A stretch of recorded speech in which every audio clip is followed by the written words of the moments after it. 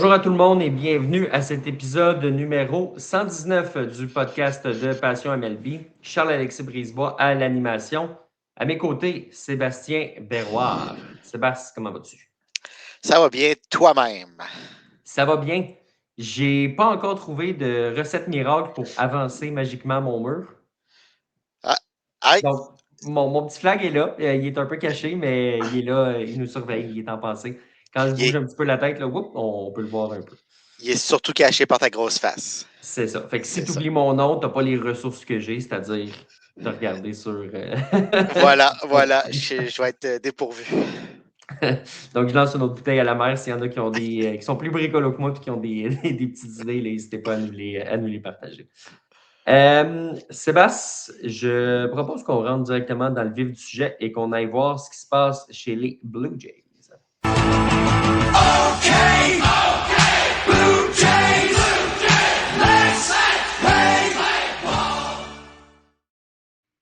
On va être de bonne foi un peu. Là, ça veut dire que toi, dans ta prochaine game de baseball là, que tu vas jouer, Mhm.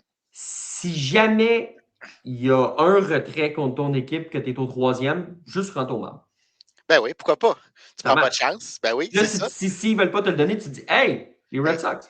c'est arrivé des majeurs, donc j'ai le droit moi aussi. C'est Voyons, ça. c'est évident.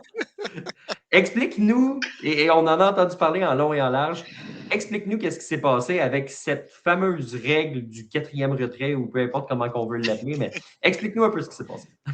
Bon, là, tu me corrigeras si je me trompe, je suis encore mêlé, là. Fait que, tu sais, ça se peut Tout que le j'en monde, ai hey, oublié moi des. aussi, c'est pour ça que je t'ai demandé de le faire. Oui, c'est ça. C'est le Fait fun que, d'animer pour ça, hein? Tiens, eh vas-y, oui, vas-y. c'est ça. Tu droppes la balle comme ça, puis arrange-toi, là. C'est ça, c'est ça. Mais c'est pas la première fois que tu fais ça, fait que je Non, commence à être habitué, là. c'est ça. Donc, on y va, on y va. Si on se remet dans le contexte, les Red Sox ont un coureur au premier but et au troisième coussin, si je ne m'abuse. Exact. Et officiellement, sur le tableau indicateur qui est géré par le baseball majeur, il y a 2 retraits. Ouais. Mais en réalité, ce qu'il faut savoir, c'est qu'il y a un seul retrait au compteur dans cette manche. Donc, il y a une balle qui est frappée au champ extérieur, un ballon qui est capté. Les Blue Jays qui, eux, probablement pour la plupart, savent qu'il y a un seul retrait, envoient la balle au premier coussin.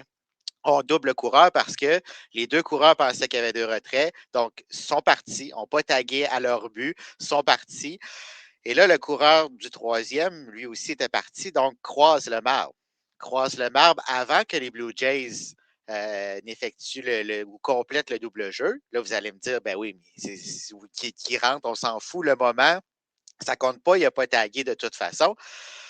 Mais là, ce qu'il faut savoir, c'est que les joueurs des Blue Jays quittent le terrain. On va à la reprise. Les officiels déterminent que oui, le double jeu a été complété, qu'il y avait bel et bien un retrait à ce moment-là, mais que le point est entré avant que le jeu soit complété.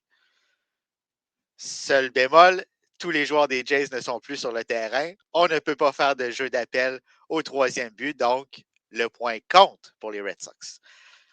Le problème que j'ai avec ce point-là, c'est que pourquoi c'est conditionnel à ce que les joueurs restent sur le terrain?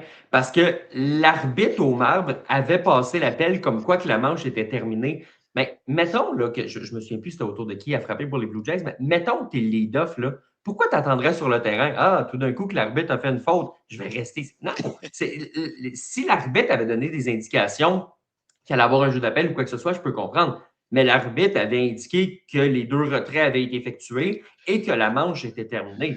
Donc, c'est normal que les gars quittent le terrain à ce moment-là. Moi c'est le bout de l'histoire qui me questionne. Puis, indépendamment de qu'est-ce qui arrive à quelle équipe, tout le monde était mélangé. Puis, c'était une situation qui était comme plus grande que les formations. Puis, ultimement, les Blue Jays ont gagné pareil. Fait que ça change rien rendu à ce niveau-là. Mais, comme David l'a dit, même les arbitres ne savaient pas ce Ah qu'ils oui, disaient. Tu sais, quand tu entends un arbitre dire ah, ben, on va aller à New York lire le livre de règlement. Tu c'est sais ça. que tu es en train de vivre quelque chose. Là. Oui, oui. Mais c'est un peu ça qui est dommage. Tu sais, pourquoi qu'on ne se sert pas de notre jugement dans une situation comme ça? Je comprends le règlement, je comprends ce qui s'est passé, mais tu sais, le fait que les joueurs aient quitté le terrain, ça ne change rien au fait que le coureur des Red Sox n'a jamais tagué à son but. Puis tu sais, tu es supposé pouvoir faire un jeu d'appel au troisième but. Là, tu le sais Ouais. qui est parti. Ça aurait été une décision évidente. Le point n'aurait pas dû compter. On est allé avec le règlement, je comprends. Mais c'est le fun, des fois, se servir de son bon vieux jugement. Ouais, mais des fois, ça vient en option. Oui, c'est ça. Mais ça, écoute, c'est fou à quel point ça a fait jaser dans le Oui. baseball majeur. Je m'attendais à ce que ça fasse jaser, je ne m'attendais pas à ce que ce soit à ce point-là. Tu sais, c'était comme le sujet du jour, puis il n'y a personne qui en revenait. Mention honorable à Aaron Boone qui connaissait le règlement. Oui. Ça, je trouve ça pas pire. Puis c'est là que tu vois, puis c'est pas une critique envers ceux qui le connaissaient pas, là, parce que c'est à un moment donné. Mais tu sais, Aaron Boone, il s'était fait raconter la situation par ses adjoints, puis il a dit tout de suite, avant, tu sais, en temps réel, il s'est dit, fait dire qu'est-ce qui s'était passé, puis c'était pendant. Il avait le temps de se le faire compter parce que ça a duré 17 minutes, cette période-là. Puis immédiatement, il a dit, ben, le point va compter. Puis il connaissait le règlement, fait que je trouve ça sharp quand même, tu sais, de voir que, tu te dis, OK, non, on a beau le critiquer des fois, mais il n'est peut-être pas gérant pour rien. Il connaît sa balle. Ah, exactement, exactement. Il y a plein de domaines dans lesquels on peut le critiquer. Mais tu sais, souvent, là, puis tu sais, c'est un des gérants qui sort le plus contre les officiels, qui va aller s'engueuler avec les officiels. Mais souvent, c'est parce qu'il sait qu'il a raison ou il sait que il est du bon côté de la décision. Donc, ça vient avec, puis oui, il connaît son baseball. Tu sais, ça n'empêche pas que des fois, tu vas prendre des moins bonnes décisions, mais il connaît le fin fond de ce sport-là. Mention honorable à l'arbitre qui a dit à John Schneider, si tu veux te fâcher après moi, je comprendrais. Puis lui, il a fait, non, non, pour vrai, je suis correct. Genre, C'est ça. tout le monde était comme, ben, Oui, OK. oui. John Schneider, à la fin de la game, qui est quand même, pour vrai, je vais avoir besoin d'une bière. Oui. C'est pas la première fois qu'il dit ça, par contre. Je pense qu'il y en a, surtout cette année, il y en a souvent besoin d'une. Oui, c'est ça. Je Oui, pense c'est qu'après ça. certains matchs de la série montée, tu sais, le match de 18 manches, peut-être aussi, que ça en ait Oui, débouché une. Là, ça, l'histoire oui. n'est pas, je ne veux pas y prêter des intentions, Non, mais non. je pense que mon taux de réussite est assez bon là-dessus. Tu sais, les joueurs des Red Sox qui ne savaient pas qu'il y avait un retrait ou deux retraits, évidemment, sont à blâmer dans une certaine mesure parce que tu étais supposé savoir, je comprends. Mais d'un autre côté, si tu regardes le tableau puis il dit 2, puis que tu cours pas, Mhm. puis que tu te fais retirer à cause de ça, puis que tout le monde encercle le tableau puis fait comme Hey, c'était marqué 2 retraits, le Taouin, t'as pas couru. Tu sais, à un moment donné, oui, tu sais, tu second guess toi-même, mais tu regardes le tableau t'indique 2. Moi, j'ai de la misère à blâmer les joueurs des Red Sox pour ça. Si le tableau indiquait 1 puis que tout le monde s'était trompé et que la situation naissait de ça, là, ça aurait été une autre situation. Mais le tableau indique 2, tu regardes le tableau, il n'y a personne qui te dit l'inverse. À un moment donné, tu te dis, ben écoute, je n'ai manqué un, ça se peut, mais je me fie au tableau. J'ai de la misère à blâmer les gars des Red Sox jusqu'à un certain point. Non, c'est sûr. Mais moi, c'est plus le fait que tout le monde s'en est pas rendu compte. Tu sais, qu'il y a un joueur qui s'en rend pas compte, c'est une Ouais. chose, mais qu'il y a personne qui challenge en disant, voyons, il me semble qu'il y en a juste Ouais. un. Tu peux demander un temps d'arrêt puis t'assurer que, Ouais, ouais. que c'est le bon compte au tableau. C'est plus le fait que personne, un peu comme quand il y avait 8 joueurs sur la glace aux Olympiques, Ah ouais. personne n'a levé le bras, Ouais, ouais. personne s'en est rendu compte. Donc, c'est des situations qui arrivent, ça n'arrive pas souvent, c'est pour ça que ça fait jaser. Mais effectivement, c'est dur de blâmer les joueurs dans cette circonstance-là.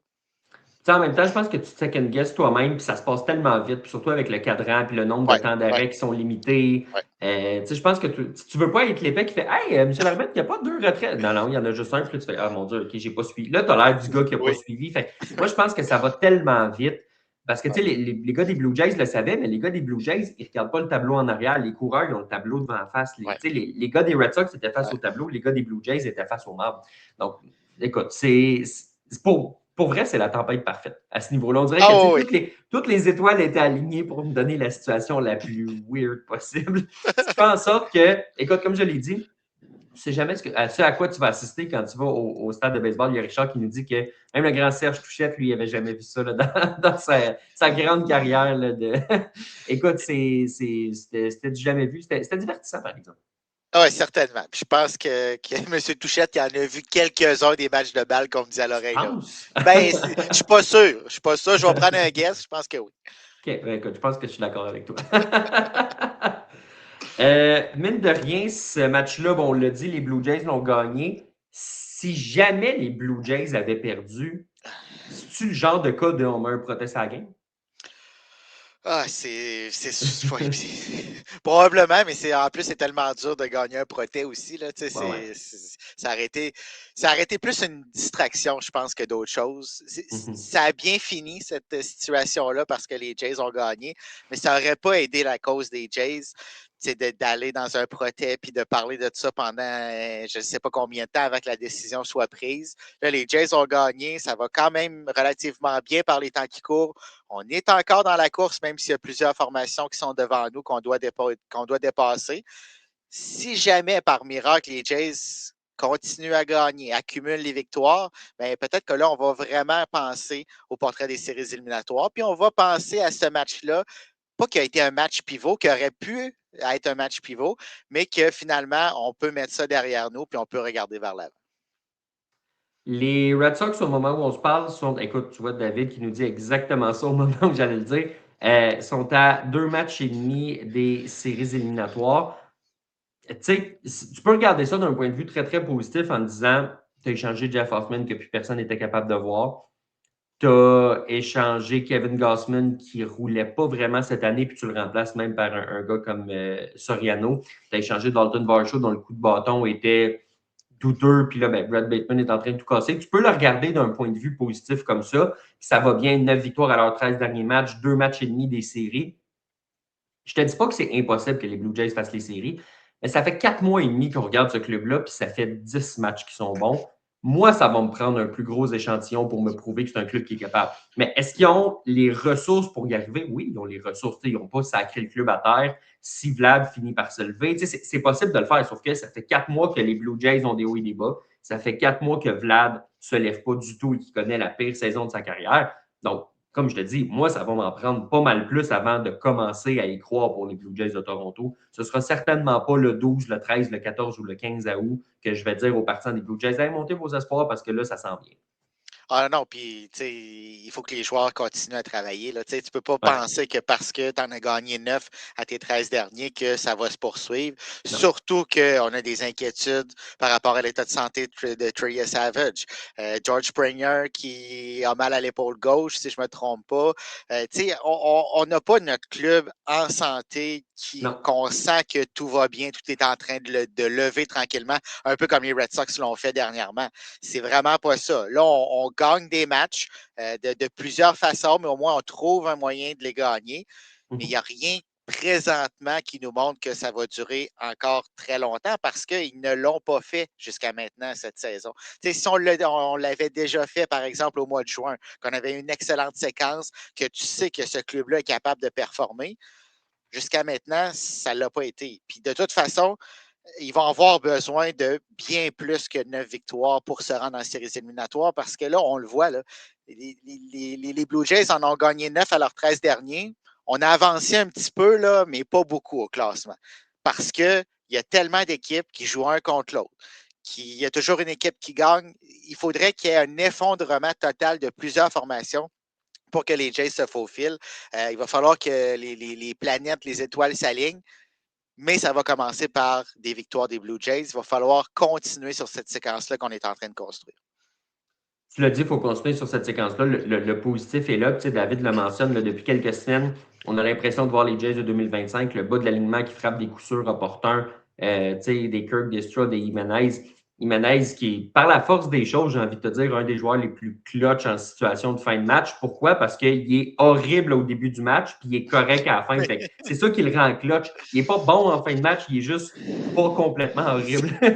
Mais tu sais, tant mieux si ces gars-là font ça puis qui avance, comme je l'ai dit, moi, ça va m'en prendre plus pour commencer à y croire du côté de Ouais. Toronto, mais tant mieux s'ils commencent à le faire. Tu as parlé justement des blessés. Là, si tu regardes sur le monticule, ben, bon, Ponce, tu as Cody Ponce, tu as Berrios, leur saison est terminée, ça on le sait. Tu as Jameson Taillon qui a pris le chemin de la liste des blessés cette semaine. Tu as Trey Savage qui a pris le chemin de la liste des blessés cette semaine. Sa saison est compromise. Il a été opéré au genou. Il est évalué sur une base hebdomadaire. Ça fait beaucoup de lanceurs qui commencent à manquer à l'appel. Tu as joué énormément de matchs consécutifs, des matchs où tu t'es rendu en manche supplémentaire, beaucoup de voyagements, beaucoup de manches lancées, beaucoup de tirs effectués. Ta relève est complètement à terre au point où tu as réclamé Paul Sewald, là, qui n'est pas un vilain joueur, mais qui a connu une séquence horrible au point où ses 24 sauvetages cette année ne l'ont pas empêché d'être DFA par les Diamondbacks de l'Arizona. Fait qu'à un certain point, c'est que tu manques de ressources. Puis moi, ma question, c'est, ça se passe bien, le bas de l'alignement frappe, c'est cool, des trucs de même, mais tes bras fin septembre, ça va avoir l'air de quoi là, dans une course aux séries? Je ne sais pas. Puis on commence à le sentir avec Louis Varland également. Tu sais, il y a eu une C'est charge de ça. travail exceptionnelle depuis le début de l'année. Ben oui. Tu finis par en payer le prix, veux pas. Là. Tu ne Non. peux pas en demander soir après soir à un closer d'avoir Non. la pression, de mettre cette pression-là sur son bras, puis de ne pas en payer le prix à un moment ou à un autre dans la saison. Puis là, c'est arrivé. Donc, je ne sais pas dans quel état ces bras-là, autant dans la rotation que dans l'enclos de relève, vont avoir l'air rendu au mois de septembre. Ce qu'il faut aussi, c'est que pour donner un break à ces bras-là, il faut que l'attaque performe. Il faut que Vladimir se lève. Il faut que j'allais dire les leaders, mais chacun, dans son rôle, fasse son travail. Tu parlais de Jiménez tantôt. Il continue de faire son travail défensivement. On l'a vu dans le match d'hier, mardi, mais il doit améliorer son coup de bâton. Chacun, dans son rôle, doit performer si les Jays veulent avoir une chance de gagner, un peu comme ils l'ont fait l'an dernier. Puis un qui continue à le faire, c'est Ernie Clement. T'sais, lui, on le sait à quoi s'attendre. Il va nous donner ce qu'il a donné, puis il continue à le faire contre toute attente. Il est égal à lui-même. Il reprend là où il a laissé là, Ouais. durant les séries où il y avait. Tu sais, à jamais, là, c'est le premier joueur que dans un parcours éliminatoire, il a frappé 30 coups sûrs. Ça s'était jamais Ouais. vu. Ça se verra peut-être un jour, mais ça demeure le premier. C'est quand même assez fou, tu sais. Et là, On ne peut de pas y continuer de enlever, cette là. façon-là. Non, absolument pas. Absolument pas. Euh, David qui nous mentionne ici, au-delà du bas de l'alignement, que pensez-vous de Vlad? Il est incapable de frapper le gros coup sûr et que dire de son gros zéro sur les coups de circuit à domicile? Ben, que pensez-vous de Vlad? Exactement ça, David. Puis, comme tu l'as dit, Sébastien, si Vlad performe, si l'attaque performe, ben, tu n'es pas obligé d'utiliser Louis Varland 4, 5, 6 fois, ben, pas 6 fois, là, il ne l'a jamais fait, mais 4-5 fois par semaine, puis de le surcharger. Il a été beaucoup utilisé en fin de saison l'an passé quand il a été acquis. Il a été utilisé, je pense, 15 fois en séries éliminatoires. Je pense que lui aussi a un record d'utilisation en séries éliminatoires, si je ne me trompe pas, mais à vérifier. Et puis là, il est encore surutilisé présentement. Donc, les gens se demandent pourquoi il commence à flancher. Ce pauvre homme est brûlé, c'est juste ça. Tu sais. Puis Voilà. si l'attaque performe, si Vlad est capable de donner des avances une fois de temps en temps, ben, tu peux te permettre là, de faire lancer un petit peu plus régulièrement là, des Matt Waldron qui viennent débarquer ou des gars comme ça en qui tu as moins confiance et pas utiliser ce qu'on appelle les high leverage guys, là, les gars que tu utilises en situation critique. Ben, ça te donne un petit peu plus de flexibilité. Puis Louis Varland, ben, il peut se la couler douce une fois de temps en temps dans l'enclos. Exactement. Puis on parle de Varland, mais c'est le reste de l'enclos aussi. Si tu n'as pas de marge de manœuvre, ben, le partant ne va pas un petit peu plus loin qu'il aurait pu aller. Parce que là, tu ne peux pas donner de points, tu n'as aucune marge de manœuvre, tu dois conserver cette avance-là. Donc, tu amènes tes high leverage relievers pour justement conserver ton avance puis avoir une chance de gagner le match. Mais si c'est ça à chaque soir, c'est sûr et certain que ça ne marche pas. Puis c'est de l'attaque que ça prend. Tu sais, les lanceurs, on va se le dire, ils font le travail pour la plupart, jusqu'à maintenant cette année. Là. Puis c'est dur de leur en demander plus. À qui on peut en demander plus, c'est à l'attaque, dont Vladimir Guerrero. Puis on parle de ses circuits à domicile. Là, c'est rendu au deuxième étage, là, c'est dans la tête. Là. Il veut trop en faire. Il veut trop essayer de réaliser ce premier coup de circuit-là. Puis il s'élance sur des mauvais lancers. Puis quand il y a des coureurs en position de marquer, ben, il prend des mauvaises décisions au bâton. Puis les points, on manque d'opportunistes, les points ne croisent pas le marbre. Et ça met encore une fois de la pression sur nos lanceurs. Donc, c'est une roue qui tourne. On devra inverser cette roue-là parce que sinon, on ne s'en sortira pas. Richard nous demande ici, parlant de Clement, il fait quoi au rang numéro 7 du line-up beaucoup trop souvent, ton gars le plus régulier? Et ça, c'est une excellente question. J'aimerais avoir une réponse pour toi, Richard. Si tu le mettais, mettons, numéro 9, tu te dis, hey, écoute, tu le veux comme premier lead-off qui frappe, le bon. Mais 7e rang, ça n'a juste aucun rapport. Mais non, tu sais, maintenant, là, dans le nouveau baseball, entre guillemets, là, tu vas avoir le plus de présence au bâton pour tes meilleurs frappeurs. Ouais. Donc, Ernie Clement, là, c'est ton premier ou ton deuxième frappeur dans l'alignement. Je ne comprends pas dans quelle optique est-ce que John Schneider et probablement le département des petits génies des Blue Jays prennent des décisions avant les rencontres pour construire cet alignement-là, puis tout le monde est d'accord de mettre Ernie Clement au 7e rang? Ça ne fait aucun sens. Premièrement, il y a moins de présence au bâton, puis il n'est jamais là quand il y a des coureurs sur les sentiers parce qu'il frappe plus bas dans l'alignement. On a passé justement le haut, le quart de l'alignement. Ouais. Je ne comprends pas cette décision-là, puis ça date de l'an dernier, là. C'est pas que Ernie Clement est arrivé de nulle part puis que tu dis, bon, ça ne durera pas, on va le laisser dans son rôle, il va continuer à avoir moins de pression puis à faire ce qu'il a à faire. Non, c'est pas vrai. C'est lui qui, entre autres, t'a traîné durant les séries éliminatoires puis qui t'a traîné cette année jusqu'à te battre encore pour les séries éliminatoires. Donc, je ne sais pas comment on prend ces décisions-là à Toronto. Que l'an passé, il frappait plus bas, ça peut se défendre, même s'il était très, très bon parce que l'attaque roulait. C'est bon. Mais cette année, il y en avait d'autres. Cette année, c'est une situation qui est un peu différente. Puis, évidemment, c'est le fun aussi de jouer au gérant d'estrade. Puis, David le mentionne, parlant de Clement au 7e rang, pourquoi Springer au 4e rang? Ça aussi, c'est une bonne question. Tu as Vlad Springer, là, par bout, c'est 2 retraits automatiques. Oui, c'est pas supposé, mais c'est ça. Donc, tu dois trouver une façon, justement, que ça ne devienne pas des retraits automatiques. Puis si tu as un Ernie Clement dans le haut de ton alignement qui se rend sur les sentiers, qui met de la pression sur la défensive, qui met de la pression sur le lanceur au monticule, bien, peut-être que ça peut changer le genre de tir que, justement, Vladimir Guerrero va voir par la suite, que George Springer va voir. Mais s'il n'y a personne sur les sentiers, que tout va bien, Madame la Marquise, ça se peut que ça soit plus difficile. Qu'est-ce que tu penses de Brad Bateman là, qui est arrivé, s'il a été échangé contre Kevin Gausman? Moi, j'avais critiqué cette acquisition-là parce que j'aimais pas le potentiel de puissance, du manque de puissance du moins, de ce gars-là. Impressionnant depuis son arrivée dans le baseball majeur, mais mon opinion ne change pas dans le sens où c'est un gars qui n'a pas d'upside offensif, il n'y a pas de power, il n'y a pas de potentiel de puissance à ce niveau-là. C'est ce que les Blue Jays ont besoin. Tu sais, je vais te faire la comparaison avec Will Wagner en 2024. Il était super bon, c'était le fun, il est arrivé, parfait. Un an plus tard, il était parti à San Diego. Puis finalement, bon, écoute, ça a donné Brandon Valenzuela, là, ce qui est une bonne chose, mais outre le retour, ça n'a pas pris un an que ce gars-là est parti, même si on le regardait et qu'on se disait, mon Dieu, il va être là pendant plusieurs années. Bateman, ça va-tu être quelque chose de similaire? Est-ce qu'on a été le chercher parce qu'on cherche une solution au champ centre, ce qui serait correct aussi, dans le sens où s'il est capable de bien jouer défensivement dans le champ centre, tu peux te faire pardonner ton manque de puissance. Là, on l'a vu avec Dalton Varsho dans les dernières années.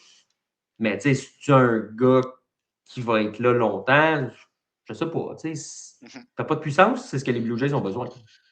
Oui, tes critiques sont légitimes parce que présentement, c'est ça qu'on a besoin. Est-ce qu'on est allé chercher avec un plan en tête, soit de l'entourer offensivement, d'aller chercher justement les bâtons qu'on a tellement besoin à Toronto?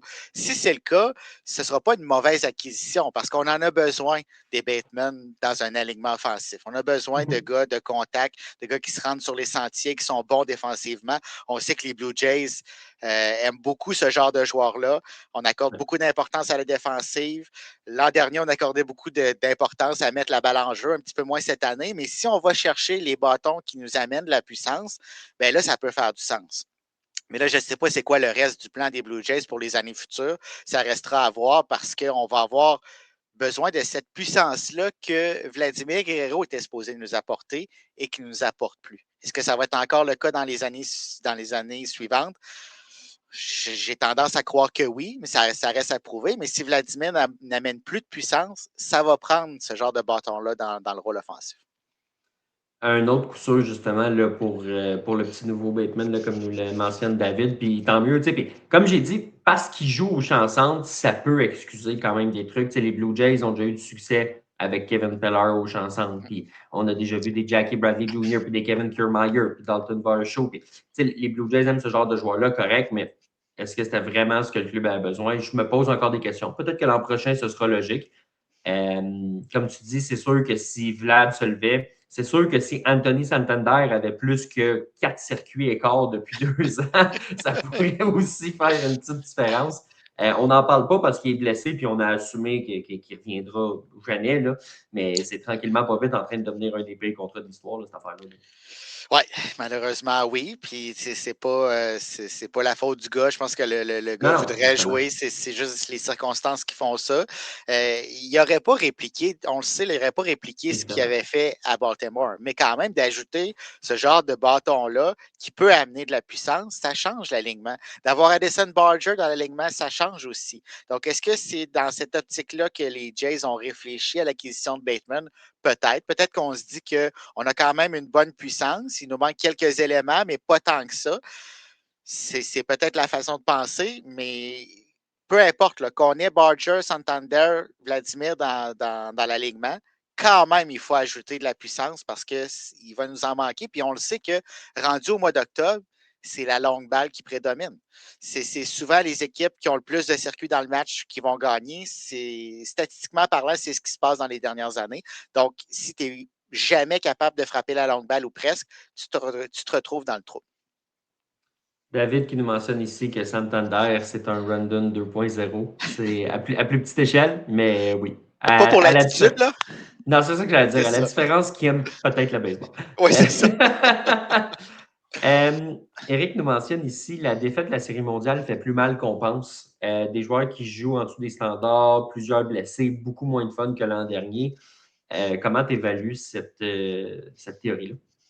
Ben, beaucoup moins de fun. Tu sais, souvent, le fun vient avec la victoire. Hein. C'est un effet d'entraînement. Donc, quand tu gagnes, tu as du plaisir. Là, la saison, elle a commencé très difficilement, entre autres en raison des blessures. Donc, on n'a pas été en mesure d'aller chercher ce plaisir-là, cette air d'aller-là que tu dis, bon, on embarque dans quelque chose, on gagne. On sait qu'à chaque soir qu'on se présente sur le terrain, on a une chance de gagner. Il y a des soirs où les Jays n'avaient pas de chance de gagner ou presque, selon qui était sur la butte, selon l'alignement qu'on a mis au bâton. Donc, c'est difficile d'aller chercher ça. Il y a des équipes qui payent cher aussi le lendemain de veille après la Série mondiale. Est-ce que c'est le cas des Jays? Peut-être. La perte de Beau Bichette. Il y a plein de facteurs qui expliquent les contre-performances des Jays. Par contre, il ne faut pas seulement dire que c'est les blessures parce qu'il y a beaucoup plus que ça qui font en sorte que les Jays ne sont pas dans le portrait des séries en ce moment. Non, exact. Entre autres, le niveau de jeu. Là, comme Matt le mentionne, depuis 2 semaines, ils ont plus de succès. Ils jouent avec du baseball 101 avec la petite balle. Puis juste pour clarifier mon commentaire, je pense pas que ça prend juste de la puissance non plus. Là, ça en prend de la petite balle, sauf que les Blue Jays en ont des gars qui sont capables de jouer ce genre de baseball-là. C'est pour ça que je pense qu'il manque peut-être un petit peu plus justement cet élément de puissance. Dernier petit truc, José Soriano, qui a été acquis, qui lance d'ailleurs présentement. On est en 6e, c'est 1-1 au moment où on se parle. Je n'ai pas regardé attentivement son départ, mais 70 lancés en 6 manches, en moins de 6 manches du moins. Ça va bien pour lui présentement. On l'a acquis, puis moi, ce que je trouve intéressant, c'est qu'il y a des équipes qui continuaient d'appeler les Blue Jays pour aller le chercher. On sait que les Cubs étaient là, on sait que les Twins étaient vraiment, vraiment là. On savait qu'il y avait des équipes qui avaient appelé. Puis là, on apprend, les Blue Jays ont écouté. Puis si jamais il y avait une opportunité, on l'aurait flippé. Ça fait bizarre d'entendre d'un joueur que tu vas chercher justement pour être un pilier de cette rotation-là. Sauf que c'est la job d'un DG. Écoute, Voilà. s'il y a un club qui te propose de la Lune, tu as donné un gros espoir. Si tu es capable d'en retirer 2, puis qu'après, tu en reflippes un pour aller chercher un lanceur qui te plaît, ça peut se faire. Peut-être que le lanceur qui te plaît vraiment, c'est Soriano, puis visiblement, on a décidé de le garder aussi. Mais Ross Atkins, il a bien fait de dire, regarde, moi, j'ai payé ce prix-là, je ne l'échangerai pas là. Il va falloir que je l'échange un petit peu plus haut quand même. Ça n'a pas fonctionné, évidemment. Je ne m'attendais pas à ce qu'il soit reflippé, mais c'est intéressant. Oui, il a fait ses devoirs. Puis la semaine passée, je disais, j'aimais pas le fait de payer pour cette demi-saison-là de Soriano en n'ayant presque pas de chance. Mais je comprends que dans ce marché-là, premièrement, tu avais l'occasion, comme tu l'as mentionné, de le reflipper. On savait à Toronto qu'il y avait plusieurs formations sur le dossier, donc on a tenté notre chance. Puis deuxièmement, mais Soriano fait le travail.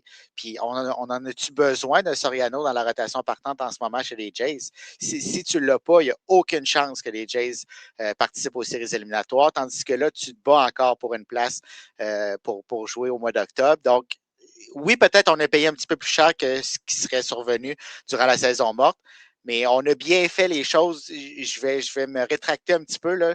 J'aime un petit peu plus que la semaine dernière cette transaction-là. Bon, tu vois, dans 2 semaines, tu vas adorer ça. Ah, peut-être. Ou il va être blessé. Ça se peut. Ben, en regardant la saison des Jays, ça se peut très bien.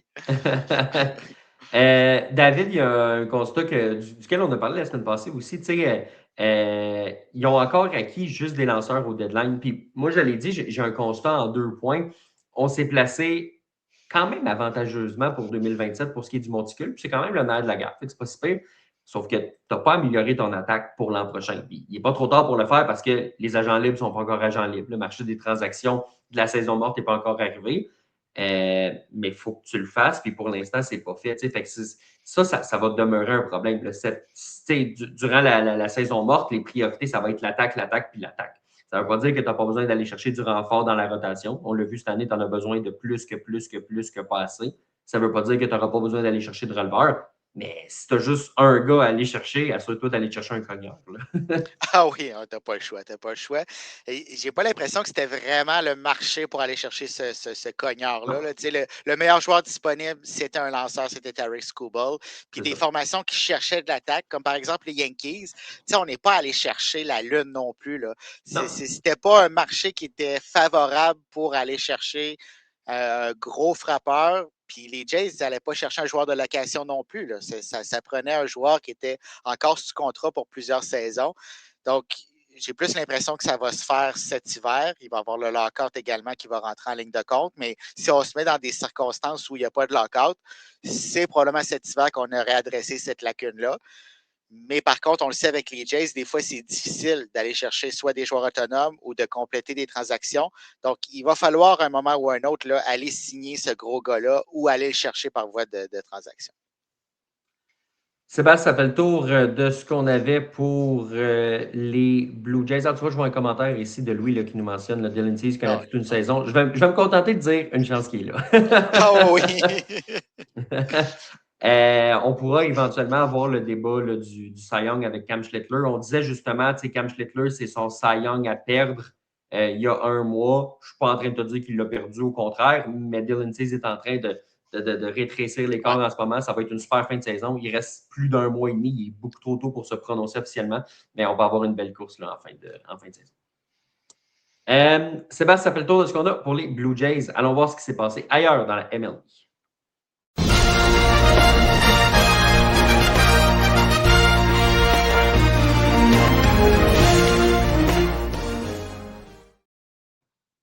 On a un commentaire ici, justement, en réponse là, à Vlad qui n'a pas une très grande saison.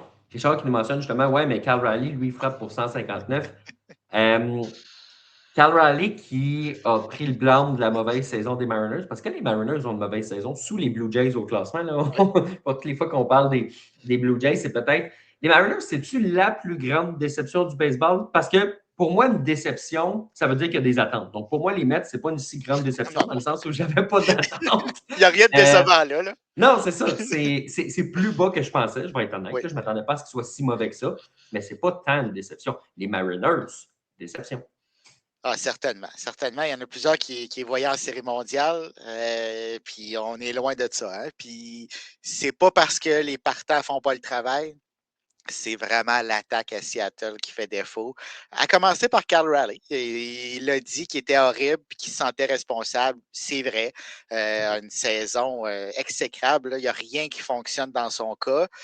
On ne s'attendait pas à ce qu'il répète sa saison de l'an dernier, mais quand même, il y a une différence entre sa saison de 2025, puis justement frapper pour 150, puis avoir aucune puissance, pas faire rentrer les gars en position de marquer. Il n'y a rien qui fonctionne dans son cas, mais il n'est pas tout seul. Hein. Jules Rodriguez, il n'y a absolument rien qui se passe dans ce cas-là. Puis on l'attend depuis très longtemps. Ce n'est pas un mauvais joueur de balle, loin de là, là. Mais les attentes étaient tellement élevées dans son cas. Ouais. Puis ça ne se concrétise pas. Il va falloir que Julio se lève à un moment donné pour les Mariners. Puis c'est pas facile offensivement de jouer à Seattle, on le sait. C'est un cimetière de frappeurs. Mais quand même, tu dois trouver un moyen. C'est pas seulement à Seattle que les Mariners connaissent des insuccès, c'est également sur la route cette année. Il y a quelque chose qui se passe, qui ne fonctionne pas. Josh Naylor, ça ne marche pas. On a plusieurs joueurs comme ça qui ne performent pas à la hauteur, ce qui fait que on n'est pas dans le portrait des séries éliminatoires, alors qu'on s'attendait à ce qu'on se rende en série mondiale, qu'on franchisse le niveau qu'on n'a pas pu faire l'an dernier contre les Blue Jays. là, on a de quoi parler sur les Yankees. Puis, je vais suivre le lead de Matt parce que j'aime où est-ce qu'il s'en va. Puis, Moi, c'est je vais Matt, je vais te... t'aimer ça ou. Non, parce que je Non, vais te c'est demander ça, de ouais, te c'est ça. calmer. Ouais, ok, bon. Ça part bien. Ça part bien. Matt qui nous dit, il nous parle du jeune Georges Lombard, qui nous dit qu'il est excellent, OK, mais les fans des Yankees et Sébastien Bon, peuvent-ils se calmer sur ce dossier? Je t'ai pas vu si excité que ça, par exemple. Tu étais non. content de le voir, mais je t'ai pas vu le vanter outre mesure comme si c'était la grande réincarnation, ceci étant dit. Je Puis c'est pas pense que je veux pas. pas... C'est pas que je veux pas te planter non plus, là, parce que Non, j'aimerais vraiment ça, mais je ça, pense tu qu'il faut l'aurais que... fait, là. Si ça avait Oh été le cas, mon tu l'aurais fait. Dieu! Mon Oui, Dieu, je oui, suis prêt oui. à mentir pour te planter. Oui, c'est ça. Mais, mais je pense pas qu'il était si pire que ça. Beaucoup trop de pression pour un jeune homme. Ceci étant dit, on s'entend qu'à New York, en ce moment, indépendamment de ta gestion du dossier, il y a de la pression sur Georges Ah, Lombard. ouais. Présentement, il répond super, puis tant mieux, puis il apporte une bouffée d'air frais, puis c'est cool. Mais ça se peut qu'il y ait un petit ralentissement quelque part. Au même titre que, tu sais, prenons l'exemple de Trey Savage l'an passé, il est Oui. monté tellement haut, tu ne peux pas rester là. Non. Paul Skeens, tu ne peux pas rester tout le temps en haut. Lombard, là, l'échantillon est très, très petit, mais on va rendre à César la salade qui lui revient. Ça va Oui, bien en ce moment. oui. Mais tu sais, tu dis, ça se peut qu'il y ait un ralentissement. Pas ça se peut, ça va arriver. Ah oui. C'est sûr et certain que ça va arriver. 100%. C'est un jeune joueur, il a 21 ans, le kid. Il est en plein milieu du Bronx. Puis il faut qu'il performe à l'arrêt-court, qu'il suive les traces de Derek Jeter parce qu'à chaque joueur d'arrêt-court qui arrive à New York, c'est le prochain Derek Jeter. Donc, il doit arriver avec cette pression-là également. Puis, cela dit, pour la seule chose où je vais m'énerver le poil des jambes, c'est que c'est un joueur de balle. C'est Ah pas ouais. Anthony Volpe. Là. Défensivement, le gars, je pense qu'il a fait déjà plus de jeux spectaculaires que Volpe dans toute sa carrière avec les Il n'y a pas à Yankees. dire, Volpe, c'est un gars doré, là. Oui, oui, oui, on ne sait pas où il a pris ce gars-là, mais ça, c'est un autre dossier. Donc, tu vois vraiment qu'il y a plus d'outils dans son coffre à outils. Il arrive au bâton, puis c'est des longues présences au bâton. Il se bat avec les lanceurs adverses, va frapper des fausses balles pour étirer la présence, va frapper la balle au champ opposé, est capable d'avoir de la puissance par moment. Donc, globalement, on le voit que c'est un meilleur joueur qu'Anthony Volpe. De là à le comparer à Derek Jeter, on est très loin. Puis ça va être match par match. Il va avoir des matchs plus difficiles. Puis il ne faut pas que ce gars-là ait la pression des Yankees cette année en 2026 sur ses épaules. La pression doit revenir sur les vétérans de l'équipe. Bon, présentement, il en manque quelques-uns, mais quand même, c'est ces gars-là qui doivent se lever pendant les absences de Judge, Stanton, Bellinger. Mais si lui peut amener cette étincelle de plus qu'on n'avait pas en début de saison, mais c'est peut-être là justement qu'on va tenir le fort jusqu'au retour de ces gars-là, du capitaine entre autres. Ça, c'est si les Rays peuvent arrêter de gagner, par contre, parce que les Yankees, 9 victoires de suite à l'étranger, là. c'est vraiment quelque chose. Les Yankees trouvent un moyen de gagner leur match quand même avec des absents, puis ils n'avancent pas au classement, ils reculent parce que les Rays sont tout simplement en feu.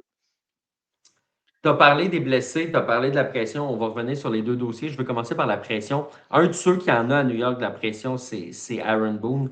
Lui qui nous dit ici, il nous demande, ou il affirme, du moins, il n'y a pas de point d'interrogation, mais est-ce que Boone va être congédié? Moi, je te la pose la question si jamais il ne gagne pas la Série mondiale, là, parce que pour lui, Aaron Boone comme coach, ça ne vaut pas cher la livre.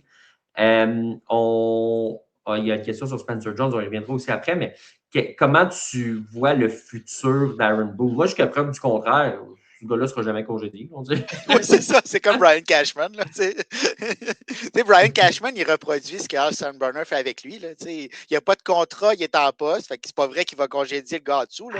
Ça marche pas de même. Mais non, je Hey, pense ça fait pas. 10 ans que Boone est là quand même, Oui, c'est ça? oui. Oh, oui, c'est 2017, si je ne me trompe pas, qui est arrivé. Ouais, ou Donc, fin ça 2017, doit mais être tu sais, sa en tout 10e cas, saison. Là, ouais, c'est du stock. il fait partie des meubles, là. Oui, déjà. Puis je l'aurais congédié plusieurs fois dans ces 10 Oh, ans-là. je le sais. Mais, par contre, premièrement, je ne crois vraiment pas qu'il va être congédié à la fin de la saison, peu importe le résultat. Non, non. Puis, c'est dur de le blâmer cette année. Là. Autant on a pu le blâmer par les années passées. Cette année, avec les éléments qu'il y a en place, que sous la main, avec les blessés qu'on a eus, autant dans la rotation partante qu'offensivement, il fait quand même une job honnête avec ce club-là, avec la pression qui vient avec aussi à New York. Donc, je ne vois pas dans quel monde Aaron Boone n'est pas le gérant des Yankees l'an prochain, s'il n'y a pas de l'accord, bien sûr. On parle justement là, des blessés. Il y a Aaron Judge qui nous garantit qu'il va revenir d'ici la fin de la saison. Il y a Stanton qui est très, très souvent blessé. Là. Lui, il l'appelle le monsieur Porcelaine ici. Là. Cody Bellinger aussi qui est sur la liste des blessés. Faut que des gars se lèvent. On a parlé, Lombard se lève présentement. Est-ce que tu penses que Spencer Jones, justement, c'en est un? Est-ce qu'il va être le prochain Aaron Judge? C'est une bonne question. Mais en ce moment, est-ce qu'il est capable de tenir ce club-là? C'est une question qui est plus réaliste présentement aussi. Là. Oui, je pense que c'est plus cette question-là qu'il faut répondre parce que oui, il y a des choses qu'on peut comparer entre la saison recrue de Spencer Jones et celle d'Aaron Judge, mais Spencer Jones devra prouver ce qu'il a prouvé pendant plusieurs saisons avant d'arriver au niveau d'Aaron Judge, puis ça restera à voir. On voit des meilleures présences au bâton de Jones dans les derniers matchs. On voit qu'il prend de l'assurance. Il a été rappelé, a été retourné, a été rappelé. C'était pas une situation facile. Arrivait aussi avec une pression. Si Lombard a eu de la pression, lui aussi en a eu. Donc là, je pense qu'il est en train de s'installer tranquillement dans le baseball majeur. Puis défensivement, il fait le travail. C'est un joueur qui est solide. Des fois, Dominguez, c'était très difficile. Grisham, par moment, c'est difficile également. Mais Spencer Jones, tu peux compter sur lui défensivement. Donc, ça amène quelque chose de plus aux Yankees parce qu'on le sait que par moment, les Yankees, c'était difficile défensivement, mais de stabiliser ça, ça change la donne parce qu'on ne donne pas de points gratuits. Puis ça, ça met moins de pression sur les lanceurs. Puis sur cette attaque-là, qui présentement, il manque des éléments. Lui, il empêche les manches de 4 traits, mais pas celle du livre des règlements. Là. Celle Non, c'est ça. de la poésie du baseball. Oui, exactement. C'est celle que Anthony Volpe faisait à répétition. Là. Non, lui, c'était 5. C'était 5. Il y a des soirs que oui. Là. Oh, la série contre les Jays l'an passé, oui, là, c'était oui. 6-7. Là. Oh oui, c'est ça. Matt qui nous dit ici, est-ce que c'est normal que la dernière acquisition de Brian Cashman à date limite, c'est Bobby Abreu? Mais pour moi, Brian Cashman n'a pas fait la job. Qu'est-ce que tu. Ben écoute, je sais que tu étais de ceux là, qui voulaient en voir plus. Là, heureusement, le sauveur est arrivé là, parce que Garver a signé un contrat des mineurs. Oui. Ça va tout changer.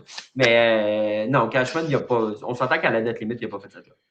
Non, ben non. Tu avais besoin d'un vrai receveur qui frappe de la droite. Là. On ne parle pas de Garver. Même si j'aime cette acquisition-là parce que ça ne te coûte rien et que ça peut te rapporter des dividendes. Ton deuxième receveur, c'est Ali Sanchez. Tu n'as absolument rien à perdre à prendre une chance. Ça prenait du renfort dans l'enclos de relève aussi. On ne l'a pas fait, surtout qu'on s'est débarrasser de Camilo Doval. Je ne dis pas que Doval était la solution, mais si tu te débarrasses de lui, tu dois le remplacer, tu dois aller chercher un bras dans l'enclos. Puis on est allé chercher aussi un troisième joueur de premier but. Garcia fait le travail défensivement. Au bâton, je pense que ça va se placer aussi parce qu'il vient d'arriver. Ça solidifie cette position-là, surtout du côté défensif. Mais ce n'est pas nécessairement ce que tu devais adresser à la date limite. Puis Brian Cashman ne l'a pas fait. Une des forces des Yankees, c'est dans la rotation. Ça va bien. Même Ryan Wheaters là, est en train de devenir bon. Là. On n'a pas vu plein, mais ça va bien pour lui. Lui qui nous demande est-ce que Garrett Cole peut performer en série en lançant 7 manches et plus. C'est sûr que les 7 manches et plus en série, c'est de plus en plus rare, mais s'il y en a un qui est capable, c'est Garrett Cole. Ça, si on prend cette question-là en 2 temps, capable de performer, aucun doute. Garrett Cole sort avec le feu dans les yeux. S'il peut couvrir le premier coussin sur une balle frappée à droite, on n'aura pas de problème. Bonjour. Bonjour. Par contre, cette manche, même pour des lanceurs, même pour un Cam Schlittler qui est très endurant, qui souvent est économique pour les lancer, on ne le voit pas souvent. Donc, si ça arrive, tant mieux, mais ce n'est pas ce qu'on va demander nécessairement à Garrett Cole. Il va nous donner ce qu'il a donné pendant probablement un bon 6 manches. Là. Puis après ça, on va embarquer la relève. Tarik Skubal à Los Angeles, on sait qu'il ne voulait pas partir de Détroit et il nous l'a rappelé en tant que membre des Dodgers, en espérant que les Tigers viennent frapper à sa porte durant la saison morte.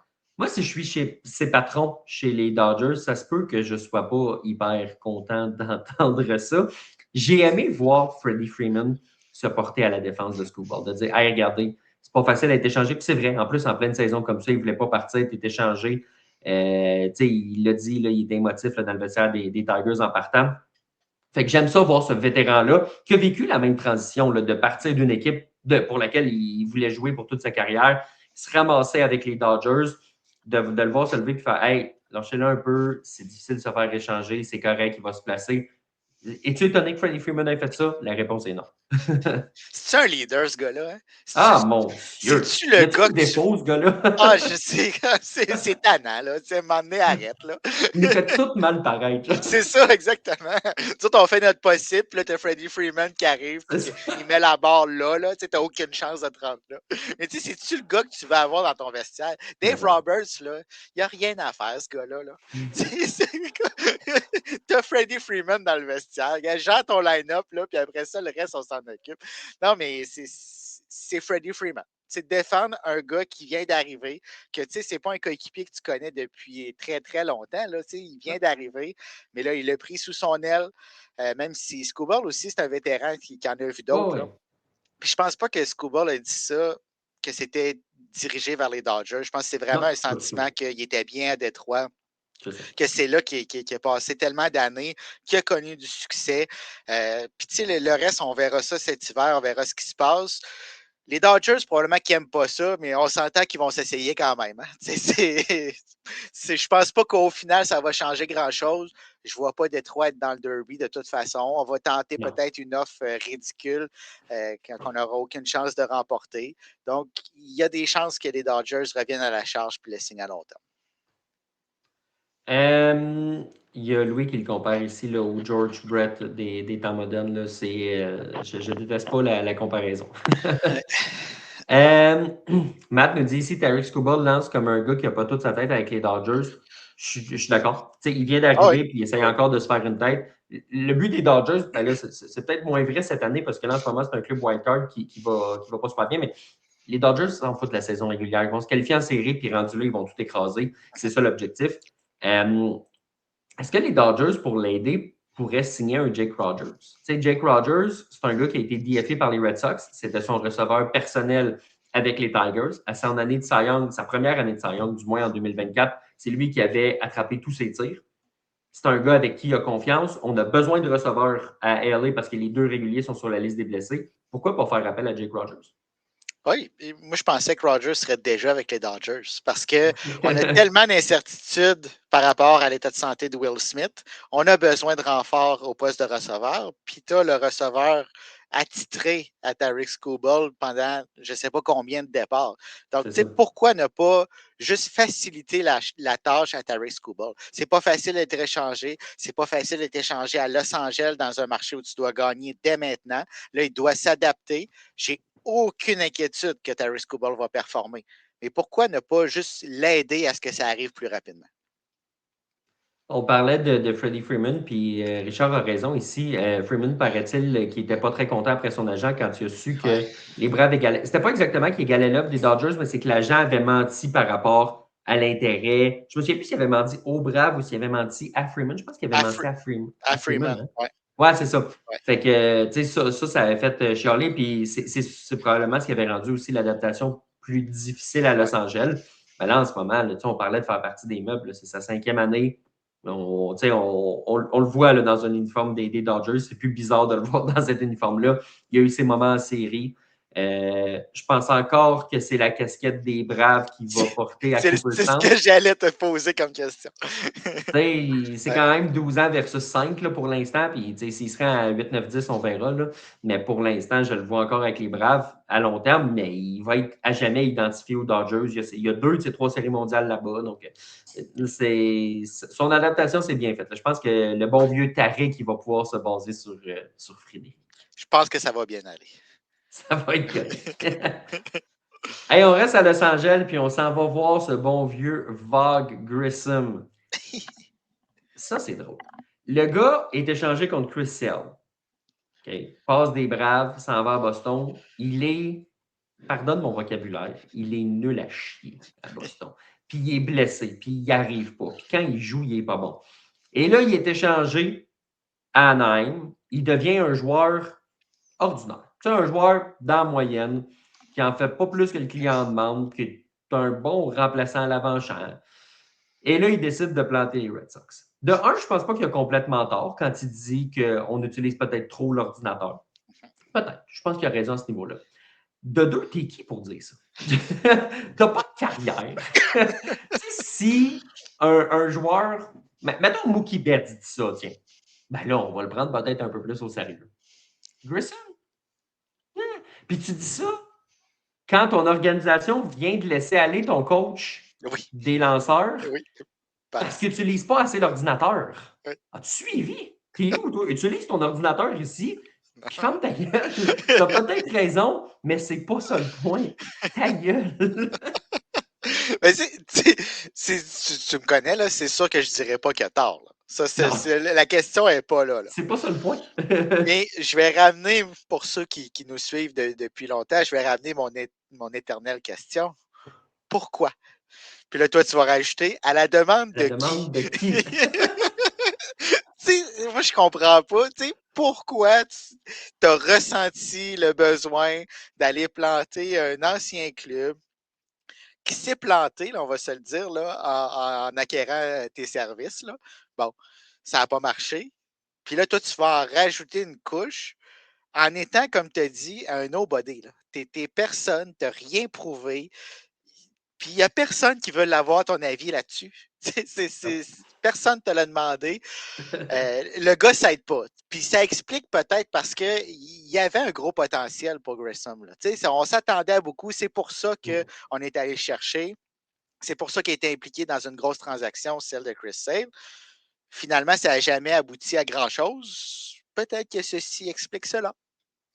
Tu n'avais plus ta place à Atlanta, tu n'avais plus ta place à Boston. Puis on s'entend-tu que Boston, là, quand ils ont vu l'Ottawa gagner le Cy Young à sa première année, alors qu'on pensait qu'il était mûr pour les RPA, là, Oui. penses-tu que Boston n'a pas essayé que ça marche avec Grissom pour ne pas avoir l'air complètement niaiseux dans cette transaction-là? Tu penses qu'ils se sont dit on va juste accepter de ne pas avoir été chercher le W puis on va se planter avec ce gars-là? Non! Ils ont donné des chances, mais il n'est pas bon. Qu'est-ce que je te dis? C'est pas grave, mais passe à d'autres choses.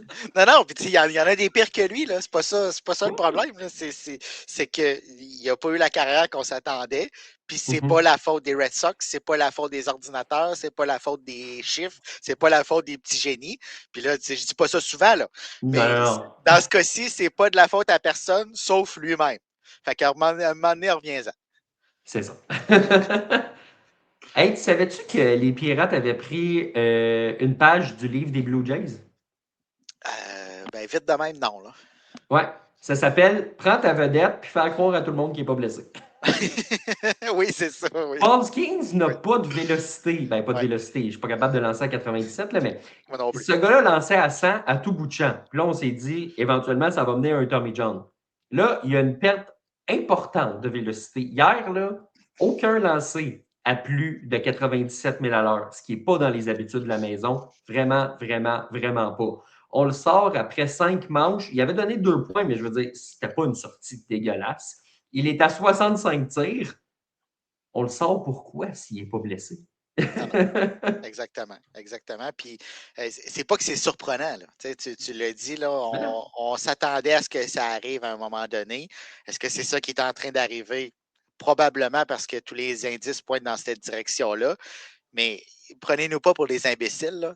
On le voit, on a les statistiques, on voit le taux de rotation de la balle également qui a diminué, la vélocité. Il n'a pas connu une mauvaise sortie parce qu'il est capable de compenser avec d'autres lancers. Mais il y a quelque chose qui cloche, c'est évident. Là. Ça ne fonctionne pas comme ça fonctionnait. Puis ça ne date pas de son dernier départ. Là. Ça date du début de l'année où tranquillement, pas vite, on voyait qu'il se passait quelque chose. On n'était pas trop inquiet à ce moment-là. On en a déjà parlé un petit peu plus tôt dans la campagne, mais là, c'est de plus en plus inquiétant, puis on se dirige vraiment vers peut-être une catastrophe. Ouais. Puis, tu sais, les Pirates, ça a bien commencé. Là, ça fonctionne moins bien. On est à quoi, 6 matchs des séries en ce moment. Ça te prend un Paul Skeens qui met le club sur ses épaules. Puis malheureusement, en ce moment, ça n'arrive pas pour eux. Donc, écoute, on verra bien ce que ça va donner, mais ça sent pas bon présentement pour Paul Skeens. C'est pas une bonne nouvelle. Puis là, il ne faut pas étirer la sauce non plus. Là, je comprends que les Pirates sont encore dans le portrait et dans la course, là, mais ça reste quand même ton meilleur joueur puis le visage de ta franchise.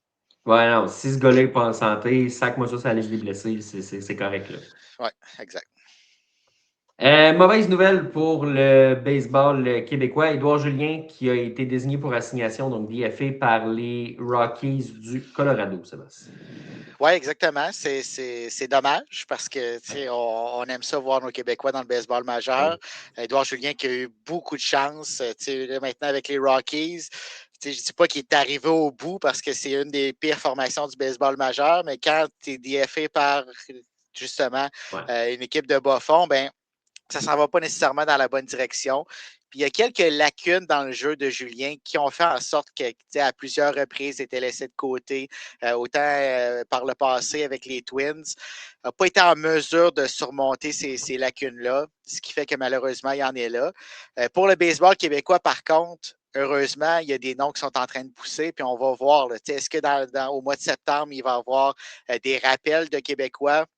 On se dirige dans cette direction-là, des gars qui sont dans le 3A. Emilien Pitt qui a été échangé dans la transaction Freddy Peralta. Donc, Ouais. ça va bien de ce côté-là, mais c'est quand même triste de voir la nouvelle pour Julien.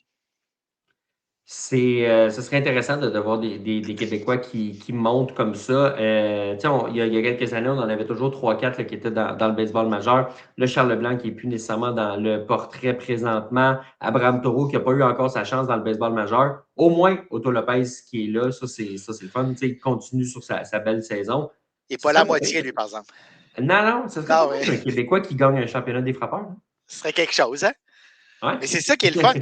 On a ça à suivre jusqu'à la fin de la saison. Peu importe l'équipe qu'on Ouais. a, si notre équipe est sortie du portrait des séries éliminatoires, ben on a cette course-là au titre de champion frappeur à suivre également. Absolument. Sébastien, on a plusieurs questions ici en attente, donc allons voir la période de questions.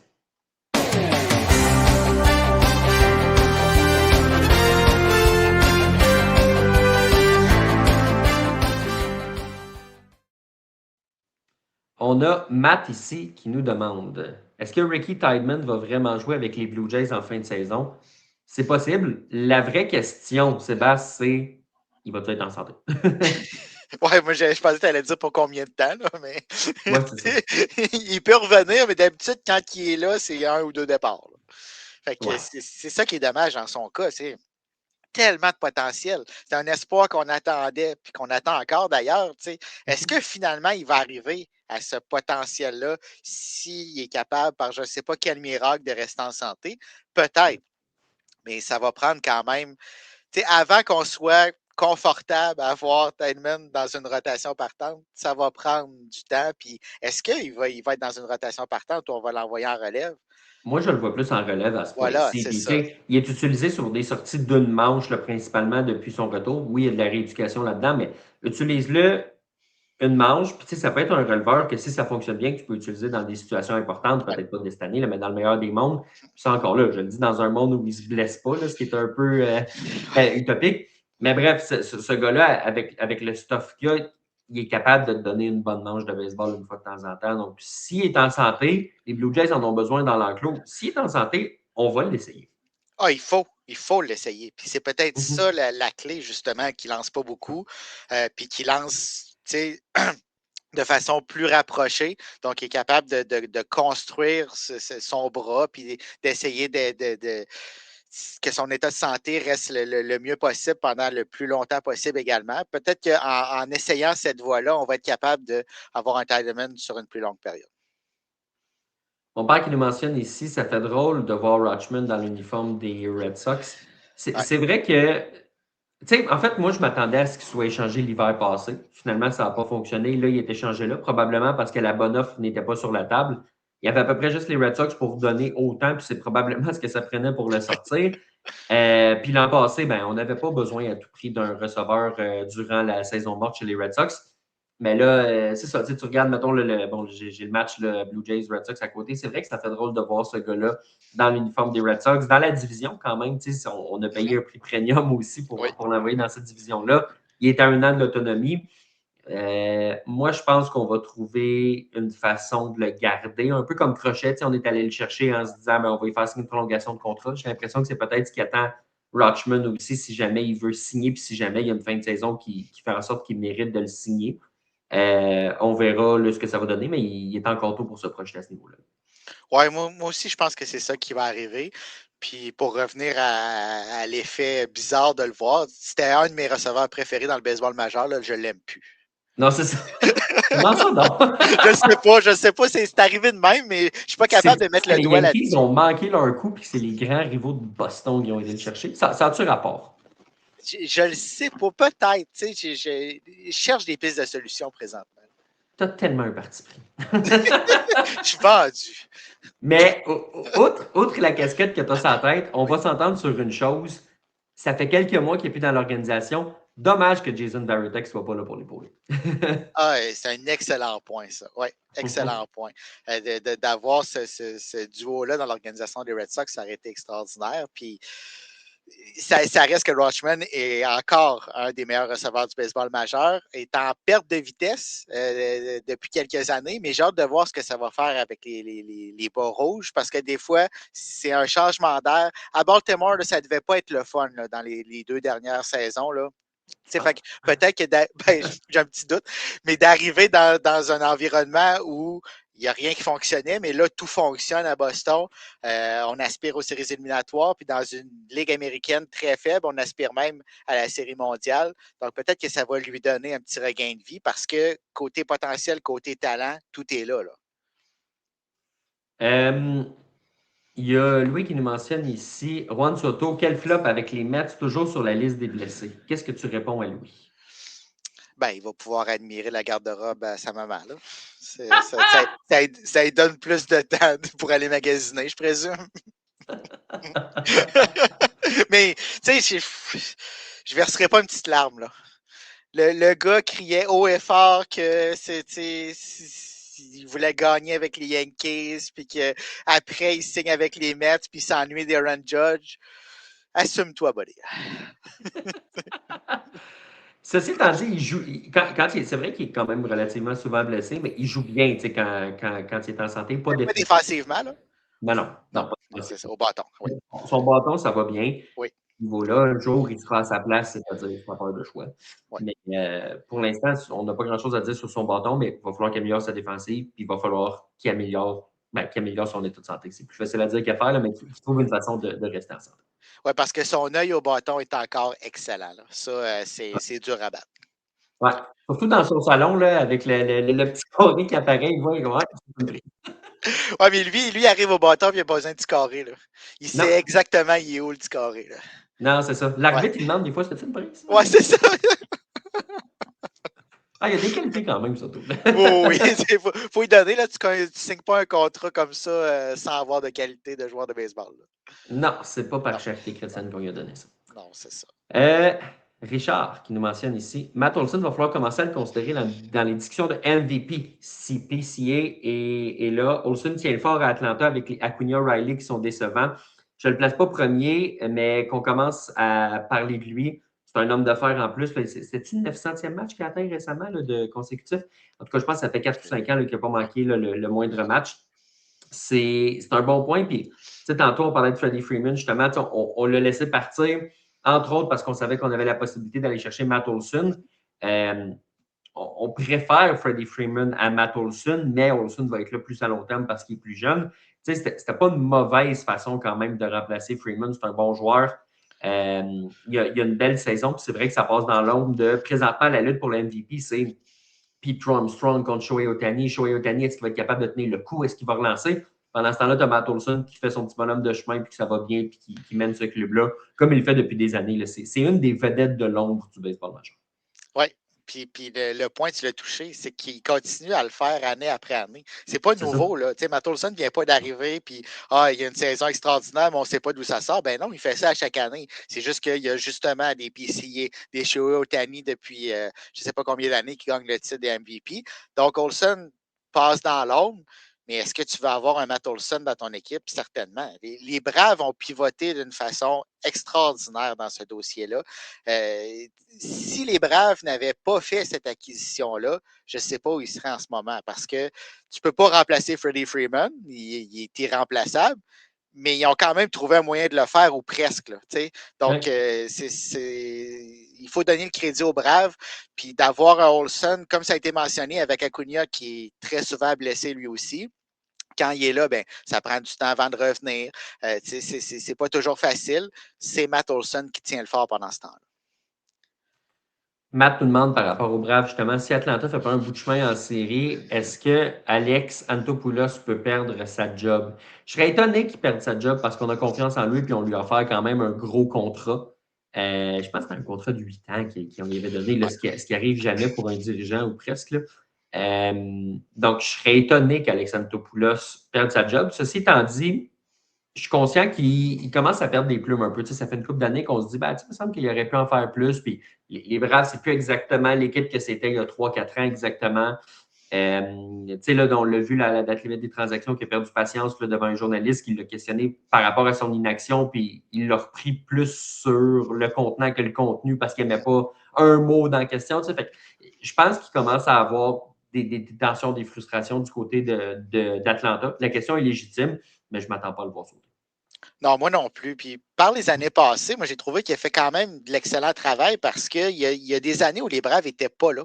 Tu sais, on ne savait pas trop pourquoi, mais on n'avait aucune chance. Puis il n'est pas allé se lancer dans une surenchère pour essayer de patcher puis de sauver la saison. Non, on s'est un petit peu reculé, puis on a bien géré les choses.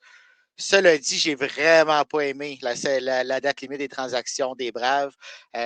On est là, là. Tu sais, on est dans une course pour le titre de la Ligue nationale. S'il y a un club qui peut battre les Dodgers, ça aurait pu être les Braves. Je ne dis pas que c'est impossible, mais tu ajoutes quelques pièces, puis tu as des bons lanceurs. Si tu as un Ronald Acuna Jr. en santé, tu es capable de te battre avec les Dodgers. Là, on a vraiment été sur les freins, puis ça risque de nous coûter très cher en séries éliminatoires. Matt nous dit ici, à MLB Network, ils ont dit que les Mets sont la seule équipe qui se doit de tout mettre en œuvre pour signer Tarik Skubal à long terme. Tu sais ce que j'en pense? Moi, je l'ai. Ben, tu sais, moi, mon take à la base, c'était pour la date limite des transactions parce que je pensais que les Mets seraient proches des séries quand même. Mais ça demeure. Je veux dire, il n'y a personne qui a autant besoin de Tarik Skubal que les Mets de New York. Puis il y a à peu près personne qui a autant d'argent que Steve Cohen. Non, Steve Cohen est le propriétaire le plus riche du baseball, mais je veux dire, par rapport à la masse salariale de l'équipe, il y a eux et les Dodgers qui sont dans une classe à part. Donc, oui, les Mets doivent tout faire pour signer Tarik Skubal, puis Tarik Skubal doit être assez intelligent pour ne pas faire la même erreur que Juan Soto. Ben, c'est ça la question. C'est est-ce que Tarik Skubal va vouloir aller chez les Mets? Ça, je suis moins sûr. Il veut retourner à Détroit. Ça n'arrivera pas, là. Ouais. Mais je ne pense pas qu'il va passer de Détroit à New York Mets. S'il y a quelque chose qui se passe, il va rester à Los Angeles. Donc, c'était déjà la situation la plus probable qu'il reste à Los Angeles. Puis là, s'il se fait des chums dans le vestiaire là, puis que l'offre est sur la table, parce que l'offre va être sur la table, il va rester. Voilà. Puis oui, les Mets peut-être vont offrir plus. Et là, c'est vraiment une impression, là, mais je pense pas que Tarik Skubal est à l'argent au point de juste y aller chez les Mets pour l'argent, un petit peu comme Bo Bichette a fait. J'ai l'impression que, comme je viens de mentionner, c'est un gars qui voulait rester à Détroit, ça n'arrivera pas. Là, il va être dans un nouvel environnement avec les Dodgers. Si ça va bien, il va vouloir rester là, surtout que, comme tu l'as dit, là, va finir par venir. Ceci étant dit, les Mets sont capables d'y déposer une offre comme ils ont fait pour Kyle Tucker. Tu sais, une offre ridicule, mais à court terme pour essayer de compenser. Peut-être que ça pourrait l'amener. Tu sais, c'est ce qui a convaincu Bo Bichette. Mais encore là, je ne pense pas que c'est ce qui va lui permettre de signer avec les Mets. Là, je vais juste soulever la théorie, mais je pense qu'on va tout faire pour le signer. Tu sais, quitte à dire, hey, je vais t'en donner 70 par année, mais sur 4 ans, mettons.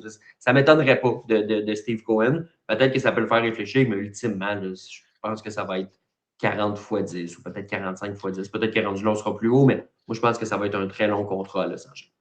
Je pense que c'est ça que Skubal veut. J'ai Ouais. pas l'impression qu'il va aller là pour 2-3 ans, Non, c'est ça, d'aller quelque exactement. chose. Il va aller Exact. s'établir dans un autre endroit qui sera pas Détroit, là, mais qui va terminer sa carrière là. On n'en entendra plus parler. Il va faire son travail sur la butte, tandis que d'aller 2 ans à Non, 90 millions par année aux Mets.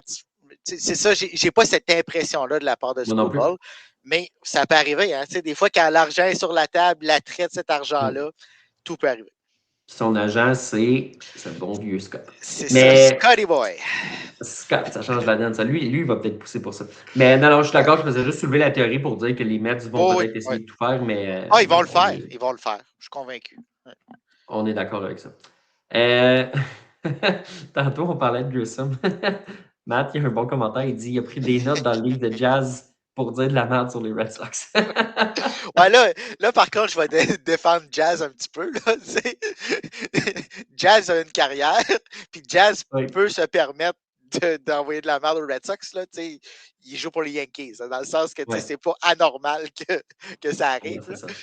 Grissom, c'est autre chose.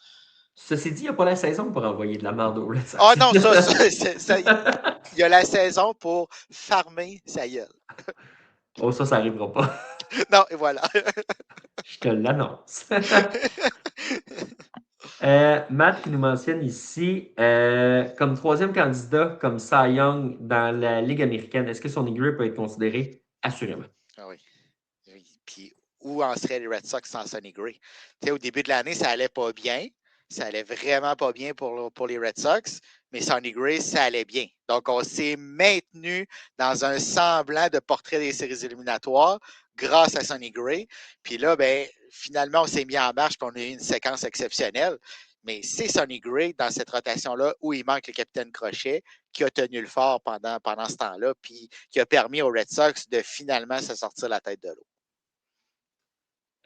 Léandre nous mentionne ici, salut les gars, la semaine passée, vous n'avez pas trop parlé des échanges des White Sox. Tu as tout à fait raison et c'est exactement pour ça qu'on aime avoir les commentaires parce que si vous avez des questions en particulier sur des équipes de qui on parle moins, on veut les entendre, on veut couvrir le baseball que vous voulez. Donc, merci pour ta question. J'avais vraiment l'impression qu'il y avait eu de bons échanges. Qu'en pensez-vous? J'ai aimé ce que les White Sox ont fait. Ouais. Les White Sox sont pas tout. Tu sais, je veux dire, je vais nommer Tarek Skubal, il n'aurait pas été à Chicago, mais on ne s'attendait pas à une transaction de cette envergure-là. Puis à ce point-ci, dans le processus des White Sox, on n'en avait pas besoin. Tu vas te chercher un chanson comme Doyle, tu t'en vas chercher du renfort derrière le marbre comme Bart, et surtout, tu vas chercher Luis Castillo à Seattle qui va aller te donner des grosses manches comme ça. J'ai aimé, moi, ce que j'ai vu des White Sox de Chicago. On n'a pas tout cassé, mais on n'avait pas besoin de le faire. Non, puis on ne s'est pas vidé non plus. Même l'échange de Castillo, le risque n'est pas grand. Castillo, potentiel exceptionnel, mauvaise saison. Pourquoi pas le relancer à Chicago dans un club qui se bat pour le titre de la division.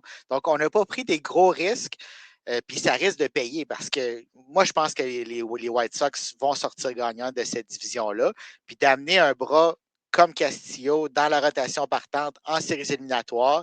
Il y en a vu d'autres. Ça risque de stabiliser cette jeune formation-là également. On a Matt ici qui nous demande Édouard Julien se dirige-t-il vers Toronto pour se rapprocher de la maison? Je pense pas. En ce moment, on n'a pas nécessairement besoin de joueurs à l'avant-champ. Je serais étonné. Je te dis pas que c'est impossible. Là, les Blue Jays, peut-être qu'ils peuvent prendre un projet comme ça, mais je peux pas dire que je m'attends à ce qu'ils débarquent à Toronto. Ouais, moi non plus.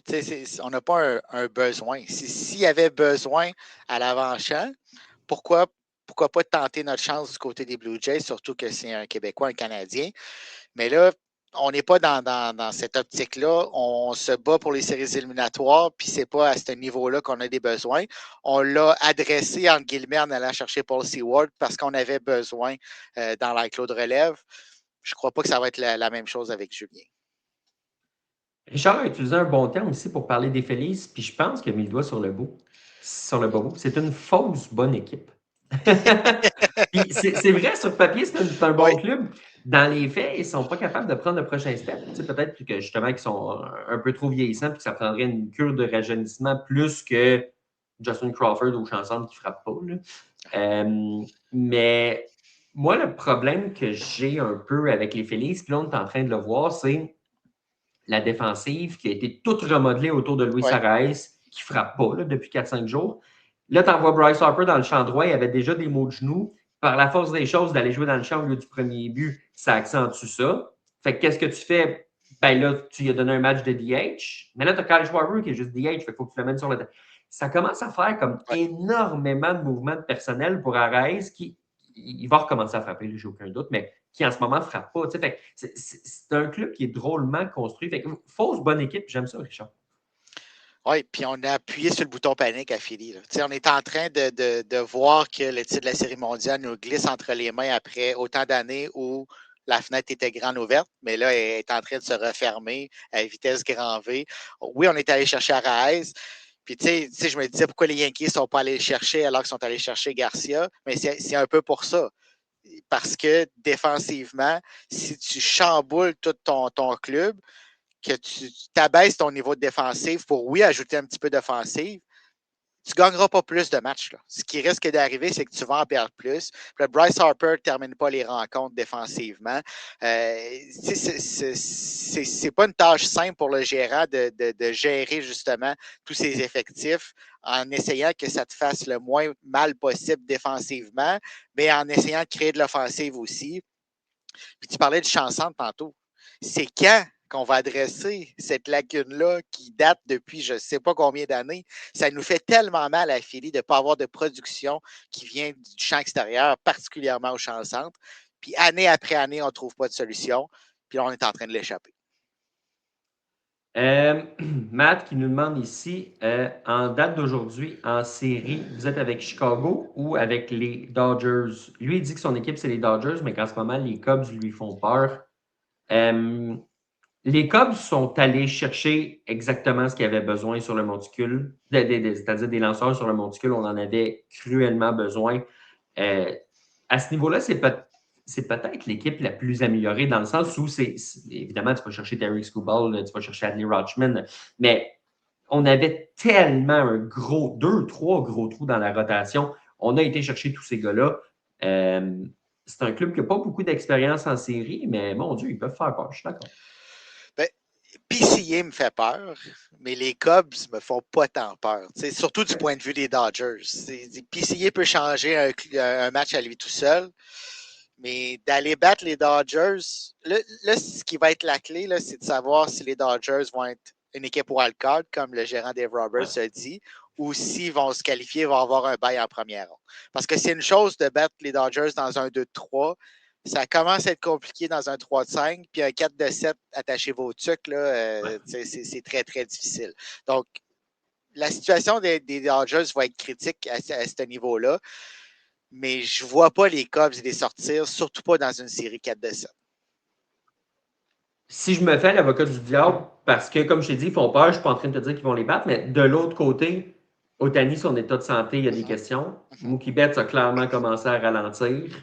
On ne sait pas ce qui va se passer avec Teoscar. Ils n'ont pas de production de la part des receveurs. Il y a quand même des points d'interrogation aussi du côté des Dodgers. Andy Paez, l'an passé, il n'a pas été bon en série. Cette année, c'est l'éclosion. Est-ce qu'il va manquer de gaz? Je ne sais pas. On se pose toujours des questions par rapport à l'état de santé de cette rotation-là. S'ils sont en santé, bien évidemment, c'est la meilleure rotation du baseball, mais il y a quand même aussi des questions qui se posent. Fait que si les étoiles s'alignent de la bonne façon, et puis qu'Alex Bregman, qui est Monsieur Série, arrive à se lever et à tirer ce club-là vers le haut, ça peut être quelque chose d'intéressant. Oh, il n'y a rien d'impossible. Absolument rien d'impossible. Puis on l'a vu, là, les Blue Jays les ont poussés à la limite l'an dernier. Auraient dû gagner finalement ce 7e match-là. C'est pas arrivé. Mais moi, c'est vraiment la rotation. Tu l'as mentionné, si elle demeure en santé, tu affrontes en partant Terry Skubal puis Yoshinobu Yamamoto. Bonne chance. Puis après ça, tu rajoutes peut-être chez Ohtani, on ne sait pas. Tyler Glasnow, Blake Snell qui est revenu hier, qui a quand même bien fait. On a tellement d'éléments que c'est difficile de battre les Dodgers sur la butte. On parlait tantôt de Antopoulos. Richard nous trouve dur un peu avec Antopoulos. Lui, son point, puis c'est bon aussi pour le défendre, c'est quoi la prochaine convention collective? Plafond salarial, il va avoir besoin de jeunes prospects. J'adhère pas au bout plafond salarial parce que je pense pas que ça va être nécessairement instauré. Ceci étant dit, c'est sûr que tu peux pas tout donner tes espoirs non plus. Là, je veux dire, j'ai critiqué les Red Sox parce qu'ils ont donné tous leurs espoirs. Il faut être conséquent, puis je ne l'appliquerai pas à tout le monde.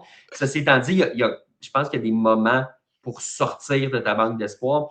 Parce que la rotation, il y a beaucoup de blessés chez les Braves d'Atlanta, puis autant qu'on l'aime bien Chris Sale là-bas, mais on l'a vu, là, si tu l'as passé il y a 2 ans, il s'est blessé, il n'a pas été en mesure de lancer en séries éliminatoires aussi. C'est un lanceur qui est vieillissant par la force des choses. Tu ne peux pas juste te baser sur lui. Donc, ça prenait plus de certitude. En série, ça te prend plus de profondeur. Puis moi, c'est ce niveau-là que je me questionne sur les Braves d'Atlanta.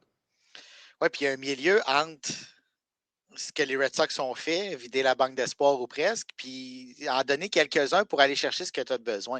On parlait des Cubs tantôt, ils l'ont fait. On avait une lacune sur la butte, on est allé l'adresser. Puis encore une fois, on parlait des Cubs, mais moi, si les Braves d'Atlanta avaient ajouté des pièces au casse-tête à la date limite des transactions, je les voyais avoir une chance de battre les Dodgers. Donc, c'est dans ce sens-là que j'ai vraiment pas aimé la date limite d'Antopoulos. Autant il a fait du très bon travail par le passé. Je pense que là, c'était le moment d'appuyer sur l'accélérateur. Puis oui, de peut-être payer un petit peu plus cher. Mais avec l'équipe qu'on a, puis on parle de la fenêtre des Phillies. Les Braves aussi, là, cette fenêtre-là, peut-être qu'elle Ouais. commence à se refermer. Ronald Acuna Jr., on ne sait jamais qu'est-ce qui va arriver avec son état de santé. Donc, il faut en profiter. Là. Ça reste un des meilleurs joueurs du baseball majeur, mais on doit profiter de sa présence pour essayer de gagner un championnat. Il va peut-être avoir une espèce de passation des pouvoirs hein, qui va se passer dans la nationale, puis je parle pas des Dodgers ici, là, les Dodgers vont rester là. Il n'y a pas de Mais passation par là. non, non. Non. Mais tu regardes, les Phillies, ça commence à descendre. Les Braves, ça commence à descendre. Les Padres, on se pose des questions aussi par rapport à ça. Pendant ce temps-là, tu as plusieurs clubs qui sont en train de monter. Je ne te dis pas qu'ils vont tous gagner demain matin, mais les Cubs, ça se passe bien. Les Marlins, si on peut garder les rythmes, ou l'an prochain, tu as les Pirates qui montent, tu as les Cardinals qui montent, tu as les Nationals qui vont peut-être éventuellement sortir de leur maudite reconstruction éternelle. Il y a peut-être une passation des pouvoirs qui s'en vient quand même du côté de la nation. Oui, puis c'est tout à fait normal. Là. Tu peux pas, Ah à oui, moins que tu évidemment. t'appelles les Dodgers, là, tu peux pas rester au sommet pendant autant Ah non. d'années. Par contre, tu dois profiter de ces années-là pour au moins aller chercher un championnat ou au moins une participation à la série mondiale. Tu sais, c'est très difficile d'aller gagner, mais il faut que tu te battes jusqu'à la série mondiale au moins avec les éléments que tu as en place. Puis des fois, c'est d'aller chercher ce qui te manque pour passer au prochain niveau. Sébastien, on a eu énormément de questions. Ça fait le tour de ce qu'on peut faire ce soir. Merci à tout le monde là, de commenter en direct. Là. Ça donne un sens à notre travail là, pour ceux qui veulent le faire pour les prochaines semaines. C'est les mercredis soirs à 20h en live sur les réseaux sociaux de Passion MLB, sur Facebook, sur X et sur YouTube. Sinon, évidemment, Sébastien, on peut nous écouter sur toutes les bonnes plateformes traditionnelles de podcast. Un peu partout, vous allez nous trouver. On va placer ce dernier épisode dans les prochaines minutes. Donc, vous allez pouvoir nous réécouter ou nous écouter pour la première fois. Sur notre site web, passionbaby.com, l'épisode va être là. Puis aussi des nombreux textes à chaque jour sur l'actualité du baseball majeur. Il y a encore beaucoup de gros baseball qui s'en vient. Des courses aux séries. Les Jays sont encore là. Puis on en a parlé. Course aux champions frappeurs dans la Ligue nationale. Continuez à nous suivre. On vous sent nombreux. Comme ce soir, je ne pensais pas qu'on allait faire 1h24, mais vous étiez là à poser des questions, puis on sentait qu'on avait une réponse, donc c'est vraiment plaisant. Il nous reste encore un gros 2 mois et demi de baseball si on compte les séries. D'ailleurs, je ne sais pas si tu as vu, mais l'horaire est sorti. Ouais. On n'aura pas, ou du moins peut-être pas de moment en novembre, à moins que le match numéro 7 de la Série mondiale dure plus de 4 heures. Le match de la Série mondiale qui va avoir lieu à l'Halloween. Moi, je pense qu'il y a bien des papas qui ne voudront pas passer l'Halloween avec leurs enfants dans les deux villes qui vont être concernées en temps et lieu. À Los Angeles, là, moi, je pense qu'il n'y a pas beaucoup de gens qui vont être déguisés en Dodgers dans les rues parce qu'ils vont tous être devant leur télévision. Puis si je ne me trompe pas, une équipe qui perd ses 2 premiers matchs lors de la série Wildcard ne jouerait pas au baseball au mois d'octobre. Je pense que les 2 premiers matchs sont au mois de septembre, donc c'est un petit peu spécial le calendrier cette année. Mais j'aime pas ça, qu'on finisse. Des Non, fois, ça arrive tard, puis c'est collé sur les assises d'hiver ou peu importe. Mais ouais, j'aime pas ça qu'on finisse en octobre. non, c'est juste que d'habitude, on dit tout le temps le baseball d'octobre, mais là, ça ne sera peut-être Ouais. pas le cas pour tout le monde. Non, c'est ça. Donc, Sébastien, merci beaucoup à toi aussi d'avoir été là cette semaine. C'est tout pour nous. On vous souhaite une excellente semaine de baseball et on se dit à la semaine prochaine.